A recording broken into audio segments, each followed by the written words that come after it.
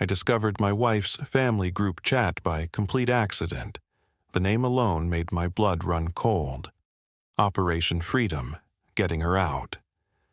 I didn't confront anyone, I didn't yell, I didn't demand answers.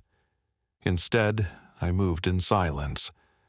I quietly transferred our assets, changed every password, locked down everything they thought they'd take from me.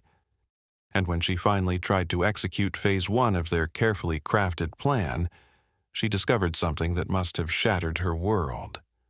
I'd already completed mine. I'm 35 years old, my wife is 33. 2 weeks ago, my entire reality fractured in the span of a single notification. It was a normal evening, nothing felt off, nothing felt wrong. She was in the shower, and I was in the kitchen, probably thinking about what to make for dinner or what show we'd watch later. Her iPad was sitting there on the counter, just sitting there. Then it pinged. The screen lit up with a message preview, and I glanced over without thinking. You know how you do. It's just a reflex. But what I saw on that lock screen made my stomach drop so fast I thought I might be sick. Operation Freedom, getting her out. That was the group chat name, right there, staring back at me like a confession written in neon lights. My hands were shaking when I picked up the iPad. Face ID didn't work, obviously, but I knew her passcode, our anniversary. 6 digits that represented 6 years of marriage. 6 years where I never once had a reason not to trust her.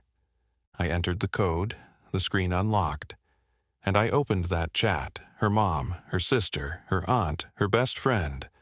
4 people I'd shared holidays with, laughed with, welcomed into my life. 4 people actively plotting something that would destroy me. I scrolled up to the beginning, starting from about 3 weeks back, and I started reading. Every word felt like a knife.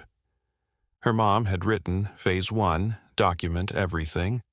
Photos of the house, car titles, bank statements, anything with his signature. We need proof of what she's entitled to. Her sister was already on it. She'd written back, already helping her with that. Got pics of his home office last week when he was at work. All the financial docs are in the 3rd drawer. I remembered that day. I remembered coming home and thinking something felt slightly off in my office. I dismissed it, thought I was paranoid. Then her aunt chimed in. Phase 2 is the attorney consult. I know someone who will do it discreetly. No paper trail to the house. Her best friend asked, what about Phase 3? We doing the counseling route first. And her mom, the woman who'd hugged me at our wedding and called me son, responded with cold calculation. No. Counseling gives him time to hide assets. We go straight to filing. She moves out, files immediately. Claims she felt unsafe. My hands were trembling so badly I almost dropped the iPad. Claims she felt unsafe. I read that line 3 times, trying to process it. I'm not a violent person. I've never raised a hand to her. Never raised my voice in anger. We'd had arguments, sure, normal couple stuff, but unsafe. That was a lie. A calculated, premeditated lie designed to destroy me in court. Her sister's response made it worse. The unsafe angle is perfect. Gets her the house in the temporary orders. Her aunt agreed immediately. Exactly. Then we push for permanent. He makes good money. She'll get alimony plus child support if we're smart about it. We don't even have kids. We'd talked about it, sure, but we don't have children. And they were still plotting to claim child support somehow. Maybe future kids. Maybe just throwing everything at the wall to see what stuck. Her best friend asked, when are we thinking timeline? And her mom replied, 2 months gives us time to document, consult, and prepare. Then she's free. This message was dated 3 weeks ago, which meant I had about 5 weeks left. 5 weeks before Operation Freedom went live and I lost everything. I kept scrolling, my heart pounding harder with every message. They discussed which attorney to use, how to access my retirement accounts. Which of our mutual friends would definitely side with her in the divorce? How to make sure she got the right judge, one who'd be sympathetic to her narrative. Her sister had written, "Remember, the narrative is controlling husband, isolated wife, financial abuse." None of that was true, not a single word. I'm not controlling. She has her own career, her own money, her own friends. She goes out whenever she wants. Does whatever she wants. We split household expenses proportionally based on our incomes. I make about $120,000 a year as an operations manager. She makes about $65,000 in HR. We have a joint account for bills and groceries, separate accounts for everything else. Financial abuse.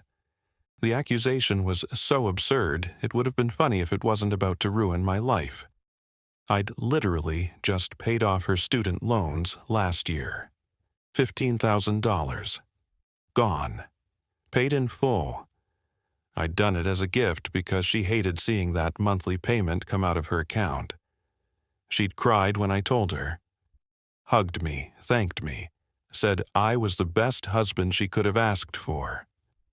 And now her family was calling that financial abuse, calling me controlling, building a case on lies.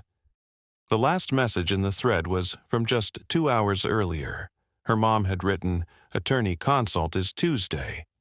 Don't tell him you're going anywhere. Act normal.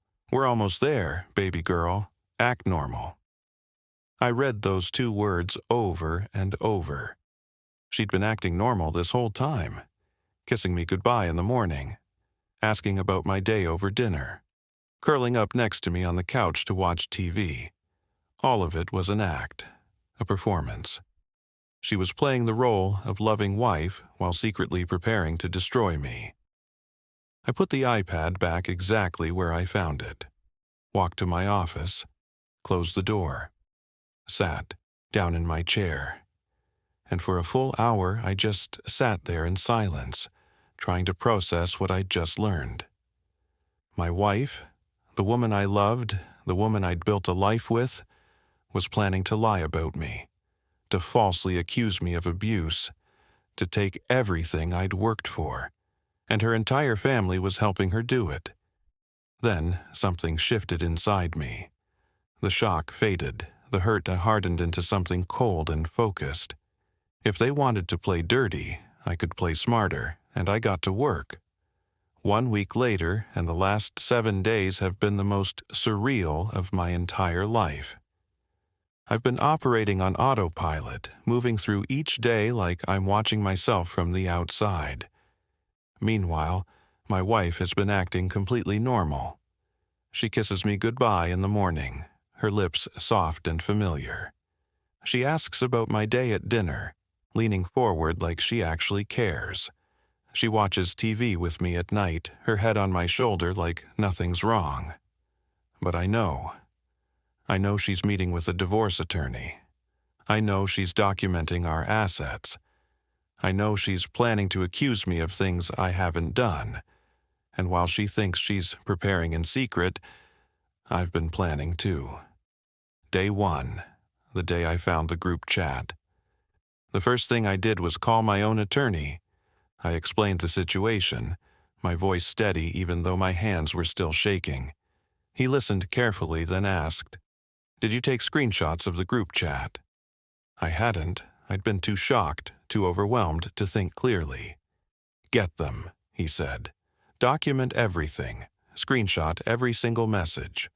Upload them somewhere safe. And start protecting yourself immediately." That evening, while she was out grocery shopping, I went back to the iPad. My heart was racing as I opened the chat again, but my hands were steady this time. I took screenshots of every message, every single one, uploaded them to a cloud storage account she doesn't know about, changed the password to something she'd never guess. Those screenshots were my insurance policy, my proof that this wasn't paranoia or misunderstanding. This was real. Day 2 and 3, financial protection. I closed the joint account. Well, not closed exactly. I removed her as a co-owner and transferred the money, about $8,000, into my personal account. We'd both been contributing to it for bills and groceries. Legally, it was a gray area, but my attorney said it was better than letting her drain it first, because that's what they were planning. I'd seen the messages. They were going to clean out every account they could access the moment she filed. I changed every password she knew, email, bank accounts, investment accounts, credit cards, everything. I called the bank about my retirement account and asked them to put a note on file that no one but me could access it or make changes. I changed the password on our home security system, changed the garage door code, every digital lock, every point of access. I secured it all. Day 4 and 5. Asset documentation.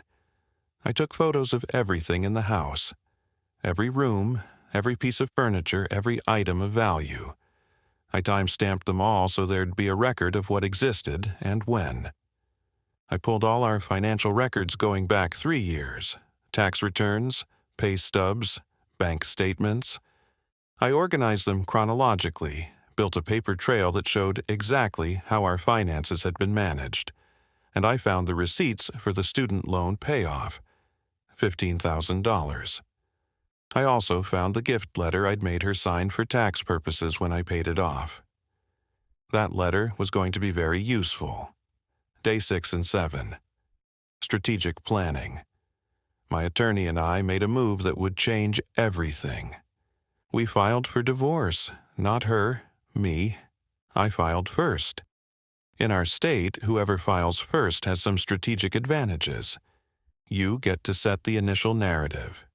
You get to request things first. You put the other party on defense instead of offense. We filed on grounds of irreconcilable differences. No fault. Clean. But we also requested exclusive use of the marital home and protection of separate property. And we attached the screenshots. Every single message from that group chat. Evidence of planned abandonment and false allegations made in bad faith. The filing was served to her at work last Friday afternoon. I wasn't home when it happened. I didn't want to be there for the explosion. I stayed at my brother's place, my phone in my hand, waiting. I got 28 text messages within 2 hours. What did you do? Why did I just get served divorce papers at work? You're divorcing me? We need to talk about this. This is insane. Answer your phone. I can't believe you did this. My mom is calling me screaming. Everyone is asking me questions. You humiliated me. Each message more frantic than the last. I didn't respond to any of them. Her mom called. I blocked the number. Her sister called. Blocked. Her best friend called. Blocked. I was done being accessible to people who wanted to destroy me. The next morning, Saturday, my attorney called. Her attorney just contacted us. They want to talk. About what? I asked. Settlement. Apparently, Operation Freedom didn't go as planned. Yeah, I said, because I freed myself first. 2 weeks later, and the entitlement has been absolutely wild. Week 1 after filing, my attorney and her attorney had their first official call. I wasn't on the line, but he told me everything afterward. She'd come to the table with demands. She wanted the house. She wanted half my retirement account. She wanted alimony, $2,500 a month for 5 years. She wanted half the value of my car, and she wanted me to pay her attorney fees. My attorney did the math. Total financial ask, roughly $180,000 plus ongoing monthly payments. When he told me, I felt sick. That's what I was worth to her. A dollar amount. My attorney said he literally laughed when her lawyer laid it out. Is she joking? He asked. And her attorney said, my client feels entitled to the marital standard of living. My attorney didn't miss a beat. Your client was planning to falsely accuse my client of abuse to gain advantage in divorce proceedings. We have documented proof. Try again. There was silence on the other end of the line. Her attorney had clearly just learned about the screenshots. My attorney pressed the advantage. Here's our counteroffer. She gets her personal belongings, she gets her car, and nothing else. We split the $8,000 from the joint account 50-50. Each party pays their own attorney fees, and she has 30 days to vacate the marital home, which my client solely owns. Wait, I'd said when he told me. I solely own the house. Turns out yes. I'd bought it 2 years before we got married. Never added her to the deed. It had just always been mine. I'd honestly forgotten that detail. It had never mattered before. Her attorney tried to push back. That's completely unreasonable, he'd said. My attorney's response was cold and perfect. Then we'll see you in court with the group chat screenshots, and we'll discuss how your client committed fraud by planning false abuse allegations. I'm sure the judge will love that. They hung up after that. Day 9, Saturday afternoon. I was outside mowing the lawn, trying to keep my hands busy and my mind quiet, when a car pulled up in front of the house. Her sister got out, marching across the yard like she was ready for war. "We need to talk," she said. I turned off the mower and looked at her. "No, we don't." "Yes, we do. You're destroying her life." I felt something cold settle in my chest. She was planning to destroy mine first. I just got there faster. "She wasn't trying to destroy you," her sister snapped. "She wanted out. You're controlling and suffocating, and she couldn't take it anymore." "Name one controlling thing I've done," I said. She opened her mouth, closed it, couldn't think of anything. "I'll wait," I said. She sputtered for a second, then tried again. You track her phone." "Life 360, I said. "We both have it for safety. She can turn it off any time. She's never asked me not to use it. You won't let her have her own bank account." "She has her own bank account," I said. "She's had one the entire marriage.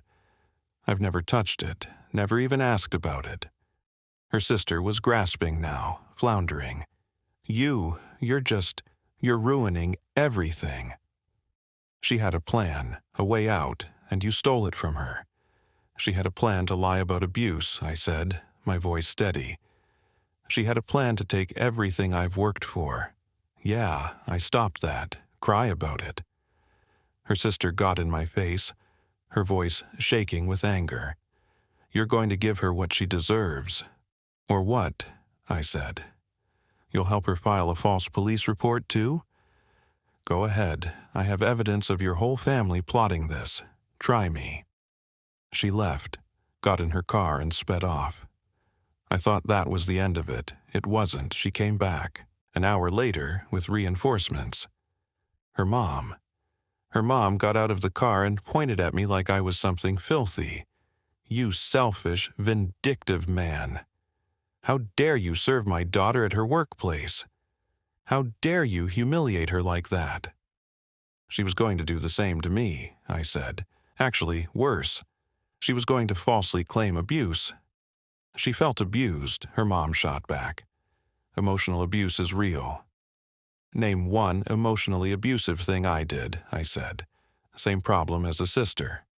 She couldn't name anything. She just stood there, her mouth opening and closing.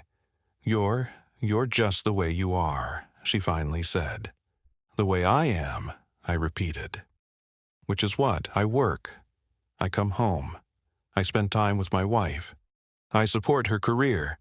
I paid off her student loans. What part of that is abuse?" "That student loan payment was manipulative," her mom said, her voice rising. "You were trapping her." I actually laughed. It was either that or lose my mind. I paid $15,000 to trap her by eliminating her debt. "Sure, that makes perfect sense." Her mom started crying then, real tears streaming down her face. She just wanted to be happy. She wanted freedom. She was free, I said. She had a car. She had money. She had a career. She had friends. She was planning to lie about me to take more. That's not seeking freedom. That's committing fraud.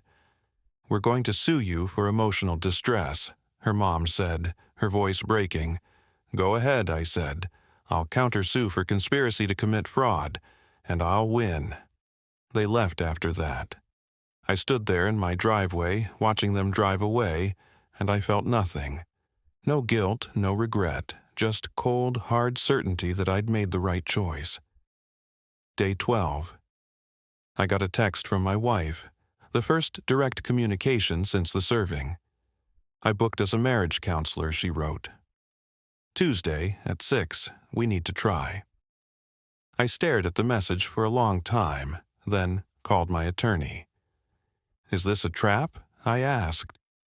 Probably, he said. Don't go alone. And definitely don't go without recording it. I replied to her text, We're getting divorced. There's nothing to counsel. Don't contact me except through attorneys. She called immediately. I let it ring once, then blocked the number. Her best friend called 2 minutes later. You're not even willing to try, she said, her voice dripping with judgment. What kind of husband are you? The kind who doesn't let his wife's family plot against him for months, I said. She wasn't plotting, her best friend insisted. She was preparing. There's a difference. Not legally there isn't, I said. Goodbye. I hung up and blocked her too, day 14, yesterday. I came home from work, exhausted and ready to collapse on the couch, and my key didn't work in the front door. I tried it again, nothing. The lock had been changed. I stood there for a moment processing, then called my attorney. She changed my locks, I said. On your house? The house that you own? Yes. Call the police right now, he said. I called the cops and explained the situation calmly. I own the house. My name is on the deed. She's not. We're getting divorced. I have a court order giving me exclusive use of the property. 2 officers showed up within 15 minutes. And then, like she'd been waiting for her cue, my wife and her mom showed up too. The officer turned to my wife. Ma'am, do you own this property? Her mom jumped in. It's her marital home. That's not what I asked, the officer said. Is her name on the deed? My wife hesitated. But officer, she started. Then she can't change the locks, he said, cutting her off. He turned to me. Sir, you'll need to call a locksmith to change them back. Ma'am, you'll need to leave. This is illegal, her mom shouted. He's locking her out. Ma'am, he owns the property, the officer said, his tone firm. She's been legally served with divorce papers that grant him exclusive use. She's technically trespassing right now. My wife started crying, big heaving sobs. Where am I supposed to go? She asked. That's not our concern, the officer said. You need to leave the property. Her mom tried one more time. She has rights. Not to someone else's property, she doesn't, the officer said. They left. I watched them drive away, then called a locksmith. New locks were installed by 8 that night. Cost me $350. I added it to the list of expenses I'm claiming in the divorce. This morning, my attorney called with an update. They want to settle, he said. What are they offering? I asked. She takes her personal belongings. She takes her car. She gets $4,000 from the joint account and walks away. Each party pays their own fees. So she gets $4,000 and I get $4,000, I said. Correct. Done, I said. When can we sign? I'll draft the agreement today, he said. It's over. Almost over, he corrected. Just waiting on signatures now. 3 weeks later, and the settlement was signed last week. The divorce will be final in 30 days, a state waiting period. But the 3 weeks leading up to signing were something I'll never forget. Week 1, the negotiation phase. After her attorney called with the settlement offer, we went back and forth on minor details. She wanted $5,000 from the joint account, not $4,000. My attorney said nope. 50-50, split or nothing. She wanted me to pay for her moving expenses. My attorney said absolutely not. She wanted to take furniture. My attorney said personal belongings only. Furniture stays with the house. She wanted 2 months to move out instead of 30 days. My attorney said 30 days, non-negotiable. Every single request was denied because we had all the leverage. The screenshots of the group chat, the evidence of planned false allegations, the fact that I owned the house outright and had filed first. Her attorney finally told her to take the deal. And she did. Week 2. The move out. She showed up with her mom, her sister, and her best friend to pack her stuff. I wasn't there. I stayed at my brother's place because I didn't want to see her face, but I had the security cameras recording everything. They took her clothes, her shoes, her books, her personal items, normal stuff. Then they started taking things that weren't hers. My coffee maker, my television, 3 lamps, the microwave, our wedding china, gifts that had been given to both of us, the artwork from the living room. I called my attorney from my brother's couch. "She's taking stuff that's not personal belongings," I said. "Do you have video?" "Yes." "Perfect," he said. "Send it to me. We'll add it to the agreement that she returns those items or we'll file a police report for theft." Her attorney called the next day. Everything was returned except the coffee maker. She'd apparently already thrown it away out of spite. "Fine," I said. $80 coffee maker. I can replace it. Week 3, the aftermath. The settlement conference was a video call. I sat in my attorney's office, the room quiet and professional. She was in her attorney's office, her face small on the screen. We went through the agreement line by line, each point reading like the end of something that once mattered. She gets her personal belongings, she gets her car, titled in her name. She gets $4,000 from the joint account. I get $4,000 from the joint account. I keep the house. I keep my retirement accounts, I keep my car. Each party pays their own attorney fees, no alimony, no future claims on any assets. Her attorney asked, "Does everyone agree to these terms?" "Yes," I said, my voice clear. "Yes," she said so quietly I almost didn't hear her. Her attorney said, "Sign here." We both signed electronically, our names appearing on the document one after the other. Her attorney spoke again. "The divorce will be final in 30 days pending the state waiting period." "It's done." I stayed on the call for a moment. So did she. There was this awkward, heavy silence, the kind that feels like it could crush you. Finally, she spoke. "I hope you're happy." "I'm not happy," I said. "I'm protected. There's a difference." "I wasn't trying to destroy you," she said, her voice breaking.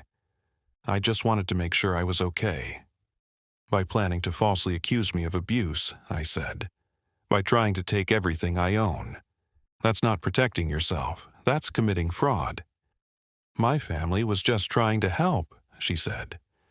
"Your family was trying to help you commit fraud," I said. "There's a difference." Her attorney cut in. "I think we're done here." The call ended. My brother asked me later if I felt bad. Honestly, no. I feel relieved. I feel validated. I feel like I dodged a bullet that would have destroyed my entire life. Do I wish things had been different? Sure, of course I do. I loved her, I married her, I built a life with her. But she wasn't who I thought she was, or maybe she changed, or maybe I never really knew her at all. Her family was always a bit much, over-involved, dramatic, but I thought it was harmless. I thought it was just how they were. Turns out they were actively poisoning her against me, maybe for months, maybe for years. Operation Freedom wasn't just about getting her out. It was about taking me for everything they thought I was worth. And they would have succeeded. They absolutely would have. If I hadn't found that group chat, if I hadn't seen those messages, I'd be sitting here right now, blindsided, broke, and falsely accused of abuse. Let me break down the financial cost, total cost to me. Attorney fees, $8,500. Locksmith, twice, $650. Joint account split, I lost $4,000 because she got the other half. Various small expenses, about $500. Total, around $13,650. That sounds like a lot. But it could have been $180,000 plus alimony, plus legal fees, plus years of my life spent fighting false allegations. I'll take the $13,000 hit, gladly, where things stand now. The house is mine. It's quiet. Weirdly quiet. It's strange being alone after 6 years of marriage, but it's not terrible. Work is fine. I told my boss I was going through a divorce. He was cool about it, said to take time if I needed it. I haven't needed it yet. Staying busy helps. My brother's been great. I've had dinner with him and his wife twice this week. Normal stuff. We didn't talk about the divorce much, just hung out, watched a game, ate good food. It felt normal. Friends have been supportive too. Most of them said they knew something was off with her family. Nobody knew about the group chat planning, though. Everyone was shocked when I told them. Her family?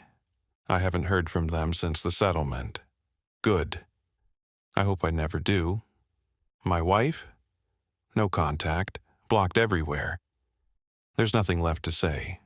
The lesson I learned from all of this? Trust your gut. When something feels off, it probably is. Document everything. Those screenshots saved my financial future. Act first, if you have to. I filed before she could. That changed everything. Don't confront until you're protected. If I'd confronted her about the group chat immediately, she would have just accelerated her timeline, filed faster, and I wouldn't have had time to prepare.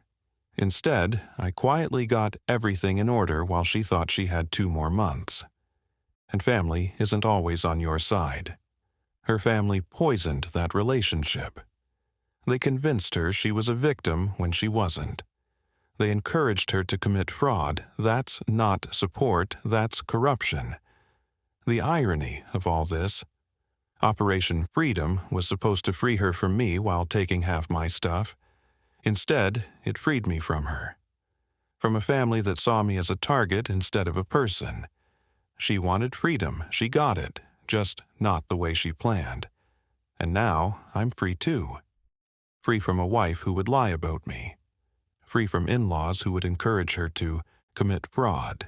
Free from constantly wondering if I was enough, if I was doing enough, if they approved of me. I'm good, not great yet, but good, better every day. And in 30 days I'll be officially divorced. I'll have my house, my retirement, my dignity, and my future still intact. Operation Freedom succeeded after all, just not for who they intended.